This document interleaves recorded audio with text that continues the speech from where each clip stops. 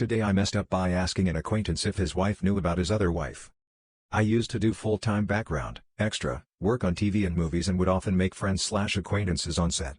This particular person I did a scene with for hours and he talked a lot about his kids and wife. The way he talked about her was beautiful and something anyone would hope to have. We added one another on Facebook and kept in touch off and on. He always posted about his family and movies he was trying to work on creating himself.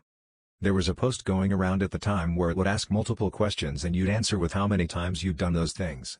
One of the questions was how many times you'd been married and divorced. He marked that he'd been married twice but never divorced. I naively assumed the two was just a simple typo and jokingly asked him if his wife knew he had another wife. That was when he dropped the bombshell on me that he'd previously been married but his first wife passed away. He was very nice about it and I of course apologized profusely. He'd never told me about his first wife and he'd never posted about her, so I had absolutely no knowledge. Obviously I would have never made the joke had I known. I truly believe the two was just accidentally placed there. Goes with saying I never make such assumptions anymore. Lesson learned. Today I messed up by picking the wrong Halloween costume to match my wife. My wife is a Turkish Sunni Muslim. I was active duty US military. So that's the context. Just before Halloween, 2016. My wife decided that she and I should be in theme that year. She decided on a Jasmine, like the Disney princess from Aladdin, costume. It wasn't the kiddie kind, as she looked more like a sexy belly dancer than a Disney princess. So once she gets it and puts it on, she tells me that I need to hurry up and order mine. I asked her what she wants me to dress up as, to which she responds, "I don't care as long as you are in theme with me. I'm an Arab princess." In hindsight, an Arab sheik, Aladdin, etc. would have been a better choice. I picked a crusader costume. All white with the red St. George cross, chainmail and a sword. It showed up the day before Halloween, so it was too late to change. We went trick-or-treating with the kids all night. It got a lot of laughs. Unfortunately none were from my wife. So, I feel like in a court of law, I clearly met the requirement. Unfortunately, this was not a court of law. And the judge ruled that the costume I decided on did not meet the intent.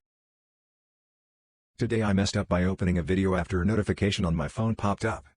My 20-year-old son, Sage, was killed on August 26th of this year. While we are from Seattle, he was off at college in Prescott, Arizona. He joined the Afro-Oak, and they often did long, brutal hikes, and would generally party to celebrate after.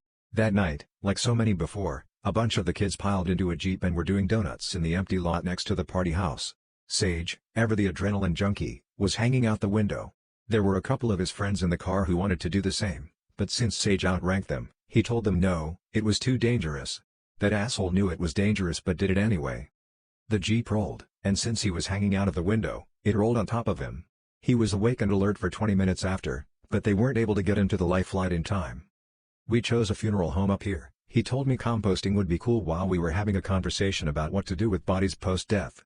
A conversation that occurred because 10 days before he was killed, his grandmother, my mom, had died. Hers was not unexpected, but it did lead to the conversation. A couple of weeks ago, the place notified me that his final effects had arrived and I went and picked them up, the second hardest day of my life, the first being the day we were notified. It wasn't much, just his phone and wallet and contents of the wallet. I got home, plugged in his phone and went about my day.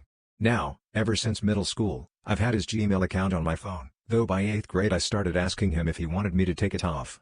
He always said no, just leave it in case he needed a backup. I respected his privacy, never went through anything without asking, ignoring the pop-up notifications of his photo activity. Well, this time there was a pop-up THT said a new video was ready to be viewed. I didn't look at the account it was from, I just opened it, and for the first 10 seconds I didn't really understand what I was looking at, not until the scene started to rotate, then I realized he had been holding his phone out the window with him and caught the last few seconds on video. I stopped watching after I saw the initial tilt. I can't bear to look at the last 18 seconds. I'm also 100% sure that others at the party were filming, 18-22-year-olds? Of course they were. But it sent me into a panic attack and even deeper grief for a few days. I don't want to delete it because it's the last thing I have of him.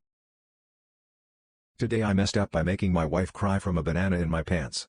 My wife and I were going through a bit of a dry spell because both of us were really stressed out all the time.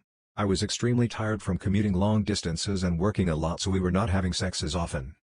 At the time she was in grad school, and between grad school, work, homework, and working in a clinic she was absolutely physically and emotionally drained. She came home after a really hard day.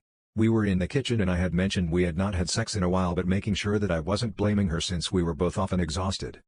It turned into a minor argument until she started heating up some leftover food. I decided to try to cheer her up with a joke of sorts. I grabbed a banana and put it in my pants and told her to look. She got really excited at the supposed direction in my pants until she pulled my pants down and I went ta-da, only for her to see a banana.